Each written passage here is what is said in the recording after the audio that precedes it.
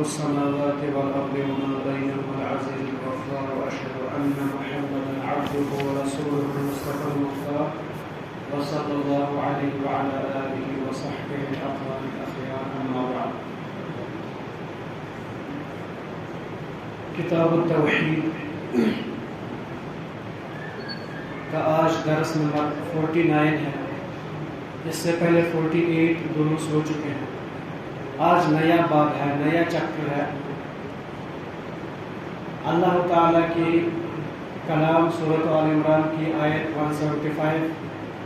پر ہی مؤلف رحمہ اللہ نے یہ باب باندھا ہے خوف کے متعلق, کیونکہ اس سے پہلے کا جو باب تھا وہ تھا محبت یعنی اللہ تعالیٰ کی محبت ایمان میں سے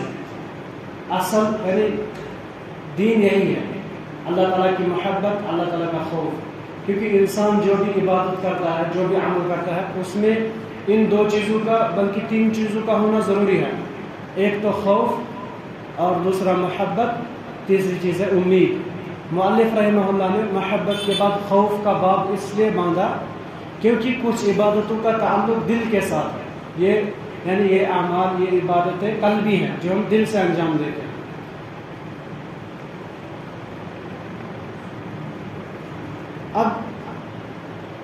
اب جب کہ اللہ تعالیٰ کی محبت, اللہ تعالیٰ کا خوف عبادت میں سے ہے, تو یہی عبادت اگر ہم غیر اللہ کے لیے صرف کریں گے تو یہ شرک بن جائے گا. اگر ہم اللہ تعالیٰ کے مقابلے میں کسی اور سے اللہ تعالیٰ کی طرح ڈریں گے تو یہ شرک میں سے ہے اور یہ توحید کے منافی ہے, تو وہ آدمی شرک اکبر کا شکار ہو جاتا ہے. تو مؤلف رحمہ اللہ یعنی مقصود الترجمہ یہ ہے کہ یہ عبادات میں مؤلف رحمہ اللہ یہی سمجھانا چاہتے کہ آپ سب سے زیادہ ڈرنے والے اللہ تعالیٰ سے ہی ہونے چاہیے. اور اگر میں سوال کروں کہ انسان جب عبادت کرتا ہے, کچھ بھی کرتا ہے, اس سے اللہ تعالیٰ کی محبت زیادہ ہونی چاہیے یا خوف ہونا چاہیے؟ کیا کوئی مجھے اس کا جواب دے سکتا ہے؟ یعنی انسان کو زیادہ اللہ تعالیٰ کی محبت ہونی چاہیے, اللہ تعالیٰ کا خوف ہونا چاہیے؟ خوف, بعض علماء نے بیان فرمایا کہ خوف ہی ہونا چاہیے زیادہ اور بعض میں محبت. لیکن عدل کی بات یہی ہے کہ انسان کو خوف اور محبت برابر, دونوں برابر ہو, کیونکہ اگر زیادہ خوف کا شکار ہو گیا تو وہ اللہ تعالیٰ سے نا امید ہو جائے گا, اور اگر زیادہ محبت کا شکار ہو گیا تو وہ پھر یعنی اس طرح کے اعمال نہیں کر پائے گا. یہ بعض علماء نے بیان فرمایا جب وہ اللہ تعالیٰ کی اطاعت کرنا چاہے تب وہ اپنے اندر اللہ تعالیٰ کی محبت زیادہ پیدا کرے, اور جب گناہ کا اندیشہ ہو تب وہ اپنے اندر اللہ تعالیٰ کا خوف زیادہ پیدا کرے تاکہ اس گناہ سے بچ سکے.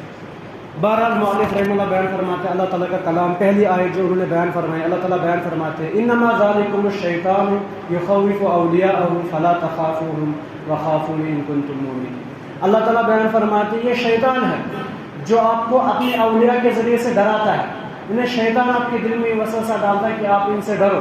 اولیاء سے ڈرو. جیسے کہ مشرکین مکہ بھی رسول اللہ علیہ وسلم کو دھمکیاں دیتے تھے, آپ ہمارے بتوں کی یہ کرتے ہو, ان کے خلاف بولتے ہو, وہ آپ پر غصہ ہو جائیں گے. اور آج بھی قبر پرست, جب یعنی انسان اس سے اندازہ لگا سکتا ہے, جب ہم کسی آدمی سے کہتے ہیں ذرا اللہ کی قسم کرو آپ نے یہ نہیں کیا, وہ جھٹ سے قسم کھاتا ہے. جب ہم اسے کہتے ہیں فلاں صاحب کی قسم کھاؤ, فلاں ولی کی قسم کھاؤ, وہ ڈر جاتا ہے, پتہ نہیں کیا ہو جائے گا. وہ اس وقت اس کو اس ولی کی زیادہ محبت ہے, وہ اللہ تعالیٰ کی محبت پر وہ محبت غالب آ گئی تو وہ شرک کا شکار ہو. اسی لیے اللہ تعالیٰ بیان فرماتے ہیں فلا تخافوہم, ان سے نہ ڈرو, وخافونی ان کنتم مؤمنین, مجھ سے ڈرو, یہی ایمان ہے. اگر ایمان ہے تو مجھ سے ڈرو, کیونکہ مجھ سے ڈرنے کا حق زیادہ ہے. اب خوف کی ایک قسم یہ ہوتی ہے یعنی جو تعظیماً انسان ڈرتا ہے, جو صرف اللہ تعالیٰ کے لیے اسی کے لائق ہے. تعظیماً ہم کسی اور سے نہیں ڈر سکتے, ہم کسی سے یہ ڈر نہیں رکھ سکتے یہ مجھے عذاب دے گا, اس کے ذریعے سے مجھے کوئی نقصان ہو جائے گا, اگر اس نے کچھ کیا تو میں موت کا شکار ہو جاؤں گا. ایسا ڈر صرف اللہ تعالیٰ کے لائق شایع نشان, کسی اور کے لائق نہیں. ایک خوف ہوتا ہے یعنی انسان یہ ڈرے کہ اللہ تعالیٰ گناہوں کی وجہ سے مجھے عذاب دے یا گناہوں کی وجہ سے فلانے کو عذاب دے, تو یہ خوف ایمان کی یعنی نشانی میں سے. اسی طرح سے ایک خوف طبعی خوف ہوتا ہے, یعنی انسان بھالو سے ڈرتا ہے یا پھر کسی دشمن سے ڈرتا ہے یہ حملہ کرے گا، تو اس خوف میں کوئی مسئلہ نہیں ہے، بلکہ یہ طبعی خوف ہے، یہ ہر کسی کو لاحق ہو سکتا ہے۔ ویسے ہی یہ خوف یہ ہو سکتا ہے کہ ایک انسان لوگوں سے ڈرے، تب تک ٹھیک ہے جب تک اس سے کوئی دینی نقصان نہیں۔ اگر لوگوں کے ڈرنے کی وجہ سے میرا کوئی واجب چھوٹ جاتا ہے تو یہ خوف حرام ہے، یا میں کسی حرام کام کا ارتکاب کرتا ہوں لوگوں کے ڈر کی وجہ سے۔ مثال، چھوٹی سی مثال لے لیجیے، اگر میں کہوں گا داڑھی رکھنا میرے لیے واجب ہے، لیکن میں اس لیے کاٹتا ہوں کسی کے خوف کی وجہ سے، اپنے گھر میں سے کسی کے خوف کی وجہ سے، یا اپنے آفس میں کسی کے خوف کی وجہ سے، گو میں مخلوق کے کسی خوف کی وجہ سے اپنا ایک واجب چھوڑ رہا ہوں، تو یہ والا خوف جو ہے یہ حرام ہے، یہ حرام ہے، یہ بھی جائز نہیں ہے۔ البتہ تعظیماً کسی کا خوف کھانا یا قسم کے بارے میں جو ابھی میں نے کہا، وہ خوف بالکل شرک ہے، اس سے انسان شرک اکبر کا شکار ہو جاتا ہے اور دین سے خارج ہو جاتا ہے، جو کہ آج کل ہمارے قبر پرست لوگ بھی یعنی وہ خوف اس طرح کا رکھتے ہیں اولیاء کے بارے میں کہ وہ قبروں سے ہمیں کچھ بھی کر سکتے ہیں، تو یہ خوف جائز نہیں۔ اس کے بعد مؤلف رحمہ اللہ نے ایک اور آیت لائی، اللہ تعالیٰ بیان فرماتے ہیں انما یعمر مساجد اللہ، بے شک اللہ تعالیٰ کی مساجد کی تعمیر وہی لوگ کرتے ہیں۔ تعمیر معنوی تعمیر ہوگی، ہم کھڑا کریں، اسے سجائے یا اس میں جو ضروریات ہے وہ رکھیں، ایک تو یہ۔ دوسری تعمیر ہے حصی تعمیر، یعنی مساجد کی تعمیر یہ بھی ہے کہ ایک انسان اسے قائم رکھے نماز کے ذریعے سے، قرآن کے ذریعے سے، ذکر کے ذریعے سے، دعا کے ذریعے سے، دینی کاموں کے ذریعے سے، یہ دونوں چیزوں میں لازمی ملزوم ہے۔ اگر مسجد کھڑی کر دی ہے، اس میں وہ نماز، زکوٰۃ یا نماز، ذکر اذکار نہیں ہے، تو گویا کہ مسجد کی تعمیر پوری نہیں ہے۔ اللہ تعالیٰ نے بیان فرمایا وہی لوگ مساجد کی تعمیر کرتے ہیں من آمن باللہ والیوم الآخر، جو اللہ پر ایمان لاتے ہیں اور آخرت کے دن پر ایمان لاتے ہیں۔ آخرت کے دن کو آخرت کا دن اس لیے کہتے ہیں کیونکہ اس کے بعد کوئی دن نہیں ہے، وہی آخری دن ہے۔ اور وہ اقام الصلاۃ، جو نماز ادا کرتے ہیں، جو زکوٰۃ دیتے ہیں، اور ان کی ایک اور صفت ہوتی ہے ولم یخش الا اللہ، وہ صرف اللہ سے ہی ڈرتے ہیں۔ ہم اس کو اس طرح بھی سمجھ سکتے ہیں، جس آدمی میں یہ صفات، جن لوگوں میں یہ صفات ہیں، ایمان لاتے ہیں، اللہ پر آخرت کے دن پر زکوٰۃ دیتے ہیں، روزہ رکھتے ہیں، صرف اللہ تعالیٰ سے ڈرتے ہیں، وہی مساجد کی تعمیر کر سکتے ہیں۔ اگر اللہ تعالیٰ سے نہیں ڈرتے، نماز قائم نہیں کرتے، آخرت کے دن پر ایمان نہیں لاتے،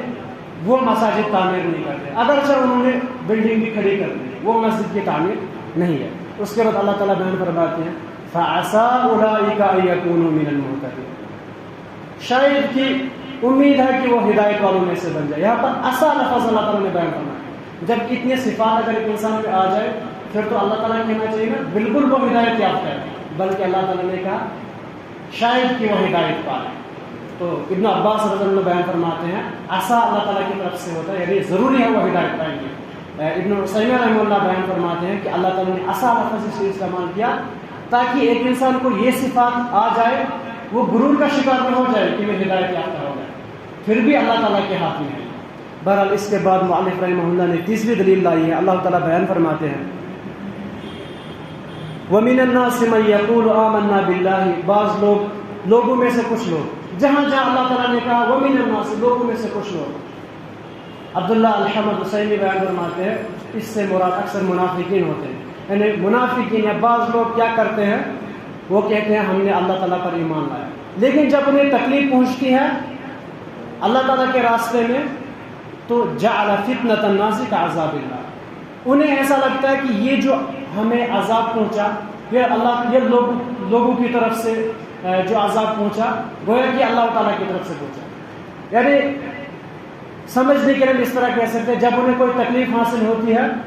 وہ اس تکلیف کو ایسے ہی اپنے اوپر لیتے ہیں جیسے کہ وہ اللہ تعالیٰ نے انہیں وہ تکلیف دی ہوتی ہے، اور ایمان سے منحرف ہو جاتے ہیں، ایمان کو چھوڑ دیتے ہیں، وہ لوگوں کی وجہ سے ایمان کو چھوڑ دیتے ہیں، ان کو وہ خوف ہو جاتا ہے، جبکہ اللہ تعالیٰ کی تکلیف ایک ایماندار کو بھی ملے گی، جو ایماندار نہ ہوگا اسے بھی حاصل ہوگی۔ اب ایماندار کی شان یہ ہوتی ہے وہ صبر کرتا ہے، اسے بعد میں اس کا اجر ملتا ہے، لیکن جو مومن نہیں ہوتا ہے وہ اس کا پیر پھسل جاتا ہے، وہ ایمان کو چھوڑ دیتا ہے، وہ اپنا دعوت کا کام چھوڑ دیتا ہے کیونکہ وہ لوگوں سے ڈرتا ہے، لوگوں کے کہنے پہ چھوڑ دیتا ہے، تو اس کے لیے یہاں پر بھی پھر ضلالت ہو جاتی ہے اور آخرت میں بھی اس کے لیے کوئی حصہ نہیں ہے۔ اس کے بعد مؤلف رحمہ اللہ نے حدیث لائی ہے بیان فرماتے ہیں سعید بن الخدری رضی اللہ عنہ مرفوعاً روایت کرتے ہیں اللہ کے نبی علیہ السلام نے بیان فرمایا ان من ضعف الیقین، ایمان کی کمزوریوں میں سے یقین، اللہ تعالیٰ پر یقین ایمان کی کمزوریوں میں سے کیا ہے؟ ان ترضی الناس بسخط اللہ، کہ آپ لوگوں کو راضی کرو اللہ تعالیٰ کو ناراض کر کے، یعنی لوگوں کو راضی کریں گے اللہ تعالیٰ کو ناراض کر کے، وان تحمدهم علی رزق اللہ، اور اللہ تعالیٰ جو آپ کو رزق دیتا ہے اس پر آپ لوگوں کا شکریہ ادا کرتے ہیں۔ جبکہ ایک حدیث میں اللہ کے نبی علیہ السلام نے بیان فرمایا من صنع الیکم معروفا فکافئوہ، جب آپ کو کوئی اچھا کرے اس کو اس کا بدلہ دے دو، اس کا شکریہ ادا کرے۔ وہ شکریہ ادا کرنا ہے لیکن پہلے اللہ تعالیٰ کا حق، کیونکہ اللہ تعالیٰ نے اس آدمی کو، اس کمپنی کو، اس جاب کو آپ کا ایک ذریعہ بنایا۔ اصل مدد، اصل رزق اللہ تعالیٰ کی طرف سے۔ اگر کوئی آدمی اللہ کو ناراض کر کے لوگوں کو راضی کرتا ہے اس کے ایمان کی کمزوری ہے۔ اگر کوئی آدمی اللہ تعالیٰ کے دیے پر لوگوں کا شکریہ ادا کرتا ہے ایمان کی کمزوری ہے۔ تیسری چیز بیان فرمائی وَأَن تَذُمَّهُمْ عَلَى مَا لَمْ يُؤْتِكَ اللَّهُ، اگر اللہ تعالیٰ آپ کو کوئی چیز نہ دینا چاہتا ہے تو آپ لوگوں کو اس کی مذمت کرتے ہو، آپ کی وجہ سے یہ ہوا، آپ نے یہ نہیں کیا۔ وہ تو ایک ذریعہ بنا، لیکن اصل حقیقت میں کس نے روکا؟ وہ اللہ تعالیٰ نے روکا۔ کیوں؟ اللہ تعالیٰ نے بیان فرمایا ما یفتح اللہ للناس من رحمت فلا ممسک لها، اگر اللہ تعالیٰ آپ کے لیے کوئی دروازہ کھول دے اسے کوئی نہیں روک سکتا۔ وَإِن يُمْسِكْ، اگر اللہ تعالیٰ روک لے فلا مرسل لها من بعد، تو پھر اللہ تعالیٰ کے بغیر کوئی آپ کو وہ راستہ کھولنے والا، وہ چیز دینے والا نہیں۔ آخری دلیل مؤلف رحمہ اللہ لاتے اس باب میں عائشہ رضی اللہ عنہ بیان فرماتی ہے، یہ حدیث عائشہ رضی اللہ عنہ نے ایک دن معاویہ بن سفیان رضی اللہ عنہ کو بھی خط میں لکھی تھی۔ بیان فرمایا اللہ کے نبی علیہ السلام نے من التمس رضا اللہ بسخط الناس رضی اللہ عنہ، جو آدمی اللہ تعالیٰ کو راضی کرتا ہے لوگوں کو ناراض کرتا ہے، یعنی لوگ ناراض ہو جائے کوئی فرق نہیں، لیکن اللہ تعالیٰ کو راضی کرتا ہے تو اللہ تعالیٰ اس سے راضی ہو جاتا ہے۔ وَأَرْضَىٰ عَنْهُ النَّاسِ، اور اللہ تعالیٰ لوگوں کو بھی پھر اس کا رضامند بنا دیتا ہے۔ اور اس کے اپوزٹ بیان فرمائے وَمَنِ الْتَمَسَ رِضَا اللَّهِ بِسَخَطِ اللَّهِ، جو لوگوں کو راضی کرتا ہے اللہ کو ناراض کر کے، پھر کیا ہوتا ہے؟ اللہ تعالیٰ بھی ناراض ہو جاتا ہے۔ وقتی طور تو لوگ راضی ہو گئے تھے لیکن پھر وہ لوگ بھی ناراض ہو جاتے ہیں کیونکہ اللہ تعالیٰ ان کو ناراض بنا دیتا ہے۔ اس لیے اس سارے باب کا خلاصہ یہ ہے کہ انسان اللہ تعالیٰ کی رضامندی ہمیشہ سامنے رکھے، اور اگرچہ ساری دنیا ناراض ہو جائے، کیونکہ اگر ساری دنیا جمع ہو جائے وَلَوْ اجْتَمَعُوا عَلَىٰ أَن يَنفَعُوكَ بِشَيْءٍ، اگر کوئی نقصان دینا چاہے لوگ، اللہ تعالیٰ نے نہیں چاہا ہوگا تو نقصان نہیں پہنچے گا۔ اسی لیے ابن رجب حنبلی رحمہ اللہ بیان فرماتے تھے اگر کسی آدمی کو یہ معلوم ہو جائے کہ مٹی پہ رہنے والا ہر چیز مٹی ہے، وہ کبھی بھی اس کو ترجیح نہیں دے گا اللہ تعالیٰ کے مقابلے میں، کیونکہ اللہ تعالیٰ کی ذات تو یعنی عالی ذات ہے، اسے وہ بے نیاز ہے، اسے کسی کی ضرورت نہیں ہے، وہ ہمیشہ رہنے والا ہے، تو وہ کبھی بھی اللہ تعالیٰ کو ناراض نہیں کرے گا لوگوں کو راضی کرنے کے لیے کہ لوگ راضی ہو جائے کوئی بات نہیں۔ اگر تو سارے لوگ ناراض ہو جائیں گے نا، اللہ راضی ہو گیا تو وہ اللہ تعالیٰ کا کام ہے، پھر وہ لوگوں کو بھی رضامند بنا دے۔ تو مؤلف رحمہ اللہ یہ سمجھانا چاہتے ہیں کہ ایک انسان کے دل میں ہمیشہ جو خوف ہوتا ہے، سب سے زیادہ خوف اللہ تعالیٰ کا ہونا چاہیے، کیونکہ خوف اللہ تعالیٰ کی یعنی عبادات میں سے ہے، اور اگر ہم غیر اللہ سے ڈریں گے تو یہ شرک بن جائے گا، تو یہ توحید کے منافی ہے، ہم مشرک بھی ہو سکتے ہیں۔ اللہ تعالیٰ ہمیں صرف یعنی اللہ تعالیٰ ہمیں اس سے ڈرنے کا جو حق ہے اسے انجام دینے کی توفیق عطا فرمائے، اور ہمیں صحیح یعنی موحد بنائے، اور اسی پر ہماری وفات دے، اور اسی پر ہمارا حشر